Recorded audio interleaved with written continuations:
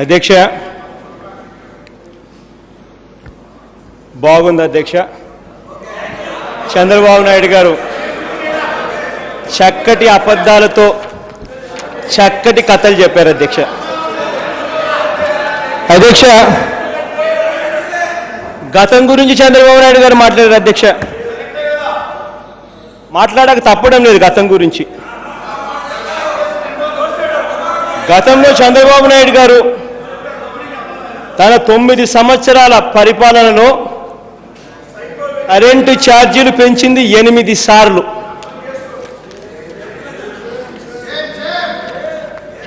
ఇదిగో అధ్యక్ష, వాళ్ళ గజెట్ ఈనాడు దినపత్రికలో వచ్చిన కథనాలు అధ్యక్ష. 1995-96లో 19%, 1996-97లో 32%, 1998-99లో 10%, 2000-2001లో 14.8%. అధ్యక్ష,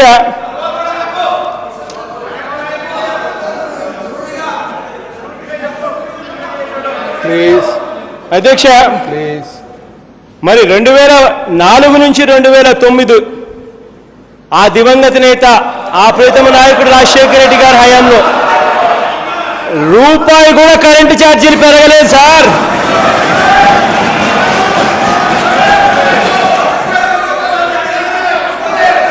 ఎస్ సార్. ఇదే కిరణ్ కుమార్ రెడ్డి సర్కార్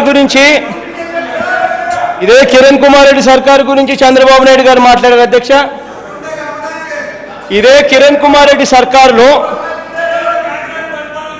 23,000 రెగ్యులర్ ఛార్జీలు 12,494 కోట్లు పెరిగాయని, మొత్తం సర్దుబాటు ఛార్జీలు మరో 10,962 కోట్లని, ఈ రెండు కలిపితే దాదాపుగా 23,456 కోట్లు పెరిగాయని ఇదే చంద్రబాబు నాయుడు గారు చెప్పుకొచ్చారు. అధ్యక్ష, నేను అడుగుతా ఉన్నా, ఇదే చంద్రబాబు నాయుడు గారు ఆ రోజు కిరణ్ సర్కార్, ఆ రోజు కాంగ్రెస్ సర్కార్ ఇంత దారుణంగా రేట్లు పెంచుతా ఉన్నాయని మొత్తం ప్రతిపక్షాలన్నీ కలిపి ఒక చంద్రబాబు నాయుడు గారు తప్ప అవిశ్వాస తీర్మానం ప్రవేశపెడితే ఇదే చంద్రబాబు నాయుడు గారు ఆ రోజు ప్రతిపక్షంలో ఉండి కూడా విప్పు జారీ చేసి మరి కిరణ్ సర్కార్ను ఎందుకు కాపాడాడు అని అడుగుతా ఉన్నా. ఆ రోజు చంద్రబాబు నాయుడు గారు విప్పు జారీ చేసి కిరణ్ సర్కార్ను కాపాడిన రోజు 294 మంది శాసనసభ్యులున్న అసెంబ్లీలో హాఫ్ వే మార్క్ అంటే 148 మంది శాసనసభ్యులు హాఫ్ వే మార్క్. ఆ రోజు అవిశ్వాస తీర్మానం వీగిపోయేసరికి కిరణ్ సర్కార్కు కేవలం 146 మంది సభ్యులు మాత్రమే మద్దతు తెలిపారు.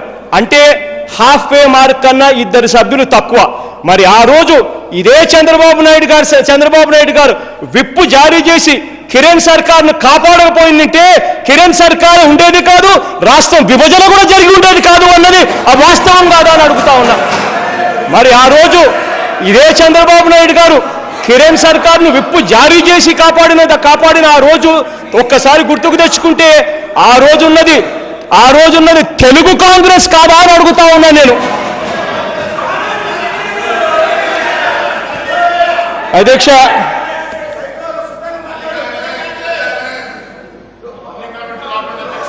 చంద్రబాబు నాయుడు గారిని సైకో అంటారా, నన్ను సైకో అంటారా? ఒకసారి మీ మనస్సాక్షి మీద చేతులు వేసుకొని అడుక్కోండి. ఎవరు సైకోగా కనబడతారో అర్థమవుతారు. ఎవరు కన్ను పెద్దవి చేసి ఎవరు భయపడిస్తారో అందరికీ బాగా అర్థమవుతా ఉంది.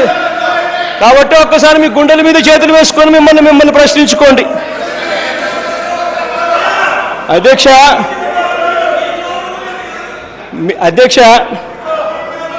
ఇదే చంద్రబాబు నాయుడు గారు క్రైసిల్ రేటింగ్ గురించి మాట్లాడారు. అయ్యా చంద్రబాబు నాయుడు గారు 2004 నుంచి 2009 ఆ దివంగత నేత ప్రీతమ నాయకుడు రాజశేఖర రెడ్డి గారి హయాంలో రూపాయి కరెంటు ఛార్జీలు పెంచకపోగా ఇండస్ట్రియల్ టారిఫ్ కూడా వరుసగా తగ్గించిన ఘనత కూడా దివంగత నేత ప్రీతమ నాయకుడు రాజశేఖర రెడ్డి గారికే దక్కింది. అదొక్కటే కాకుండా 2004 నుంచి 2009 ఆ దివంగత నేత పరిపాలనలో CRISIL rated AP Transco and జెడ్కో AAA రేటింగ్ వచ్చింది కూడా ఆ 5 సంవత్సరాలు అన్నది మాత్రం మర్చిపోవద్దండి అని చెప్తా ఉన్నా. అది మాత్రం చంద్రబాబు నాయుడు గారు కన్వీనియంట్ గా చెప్పకుండా పక్కన పెడతారు. ఇదే చంద్రబాబు నాయుడు గారు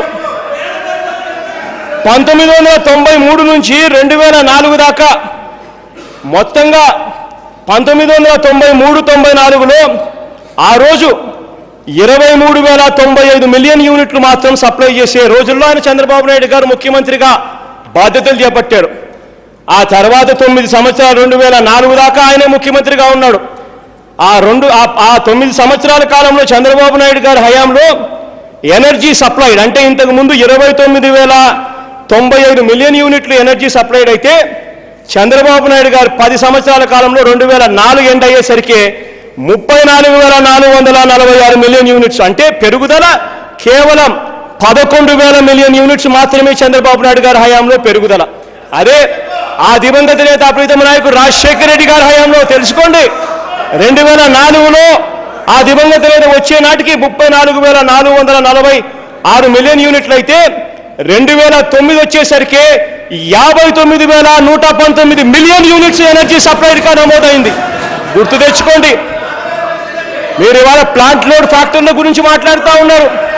మీ హయాంలో ప్లాంట్ లోడ్ ఫ్యాక్టర్లు విపరీతంగా పెరిగాయని, మీ హయాం తర్వాత ప్లాంట్ లోడ్ ఫ్యాక్టర్లు తగ్గాయని నేను రాసిస్తాను. ఇవాళ ఏ ఛాలెంజ్కైనా సరే రెడీ నేను. మీరు ఒకవేళ అబద్ధాలు ఆడుతున్నారు అని చెప్తే మీ ముఖ్యమంత్రి పదవికి మీరు రాజీనామా చేస్తారేమో చెప్పండి, మేము రెడీగా ఉన్నాం తీసుకునేదానికి. ప్లాంట్ లోడ్ ఫ్యాక్టర్లను చూపిస్తున్నాం, ప్లాంట్ లోడ్ ఫ్యాక్టర్లు మేము చూపిస్తాం, ప్లాంట్ లోడ్ ఫ్యాక్టర్లు చూపిస్తాం. మీరు చెప్తా ఉన్నట్టుగా ప్లాంట్ లోడ్ ఫ్యాక్టర్లు అంత దారుణంగా పడిపోయిన పరిస్థితి 2004 నుంచి 2009 ఎప్పుడు వచ్చింది కాదు అన్నది మాత్రం మర్చిపోవద్దని నేను చెప్తా ఉన్నా. ఇన్ఫాక్ట్ ఇదే సభలో నా మొట్టమొదట బడ్జెట్ స్పీచ్లో ఇదే సభలో ఏపీ ట్రాన్స్కో ముద్రింప చేసిన పుస్తకాన్ని ఒకటి నేను చూపించి ఇదే పుస్తకంలో పేజ్ నెంబర్ కూడా ఓపెన్ చేసి మీకు అందరికీ కూడా ఇదే సభలో కూడా నేను చూపించాను ఎవరెవరి హయాంలో ప్లాంట్ లోడ్ ఫ్యాక్టర్లు ఏ మాదిరిగా ఉన్నాయి అన్న సంగతి.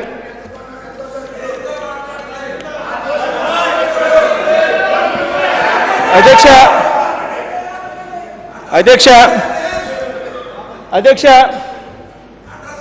2013 అధ్యక్ష ఎన్నికలకు పోతా ఉన్నాం అందరం. చంద్రబాబు నాయుడు గారు అన్న మాటలు అధ్యక్ష, సర్కారు కరెంట్ రేట్లు పెంచిందా, సర్కార్పై తిరగబడండి. మీ గజెట్ పేపర్లే సర్కార్పై తిరగబడండి. ఛార్జీలు తగ్గిస్తాను. ఇప్పటికే కిరణ్ సర్కార్ దండిగా పెంచింది, చాలా పెంచింది. సర్కార్ మీద తిరగబడండి, నేను వస్తూనే ఛార్జీలు తగ్గిస్తా అన్న మాట. ఇవాళ ఎన్నికలైపోయాయి, ప్రజలతో పని తీరిపోయింది కాబట్టి ఇవాళ చెప్పిన మాటను కూడా పక్కన పెట్టేసి మళ్ళీ ఛార్జీలు పెంచడం మొదలుపెట్టారు. అధ్యక్ష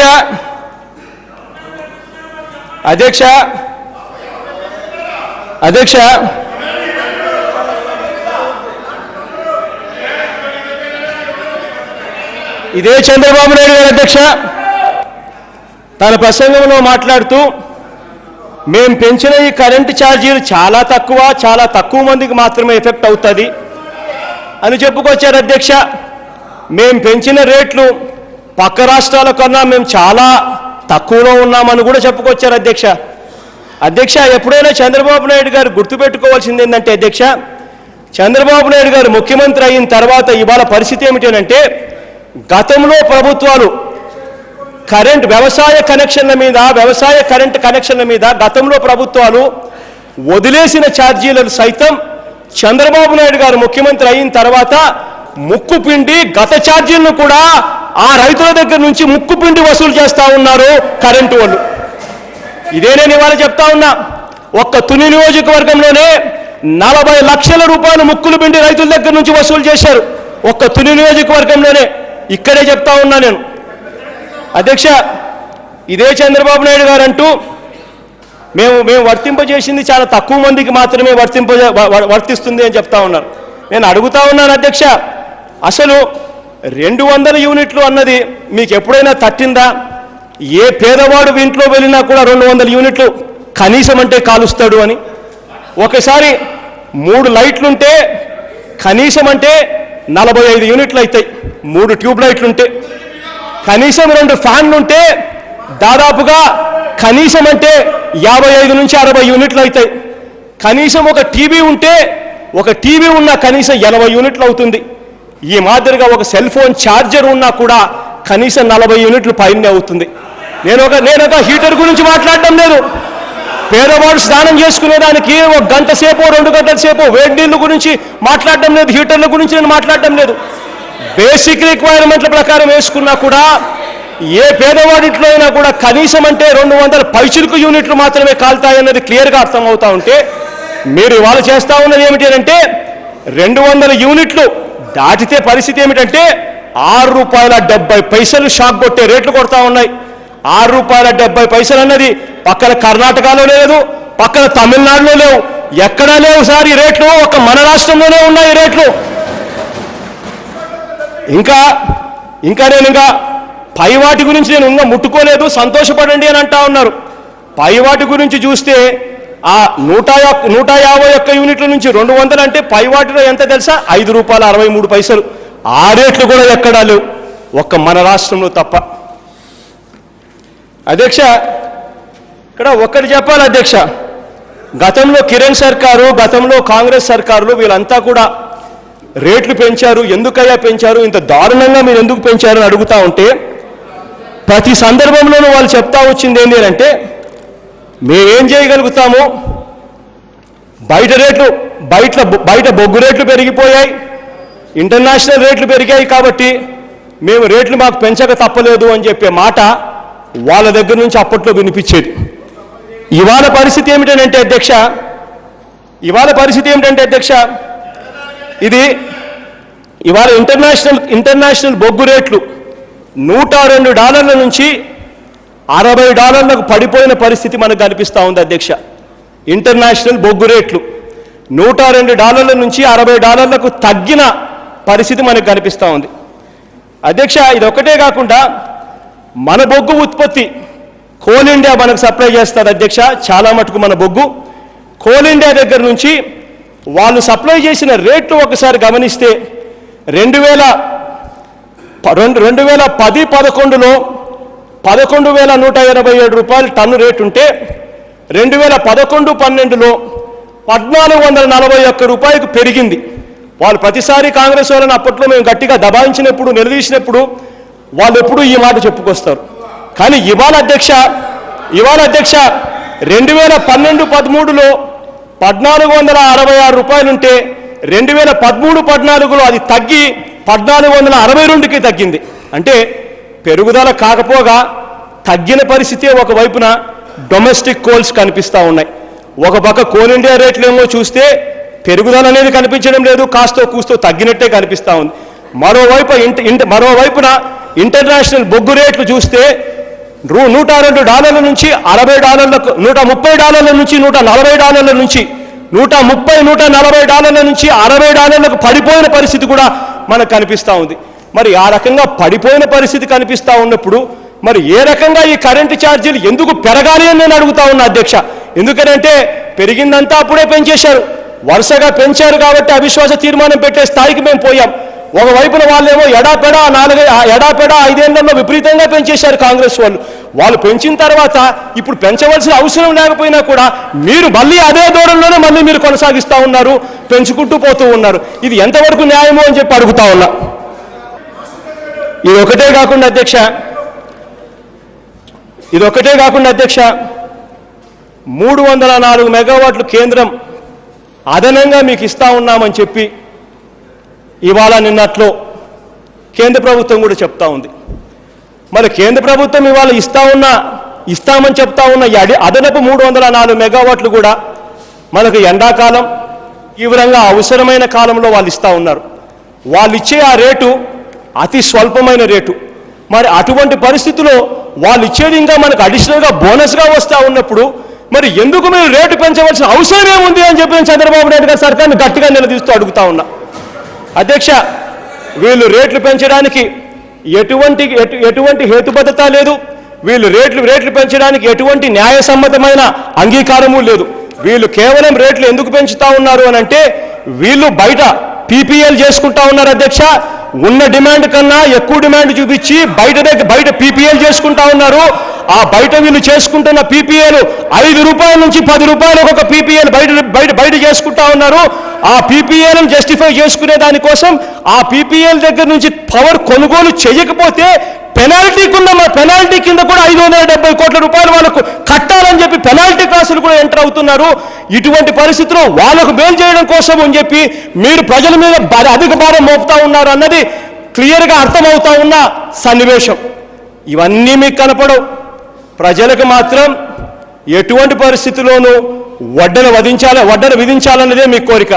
ఒక్కడైతే చెప్తా ఉన్న అధ్యక్ష, ఎట్టి పరిస్థితుల్లోనూ we will oppose this hike and we want this government to roll back this hike అని చెప్పి గట్టిగా నిలదీస్తూ గట్టిగా అడుగుతున్నాం అధ్యక్ష.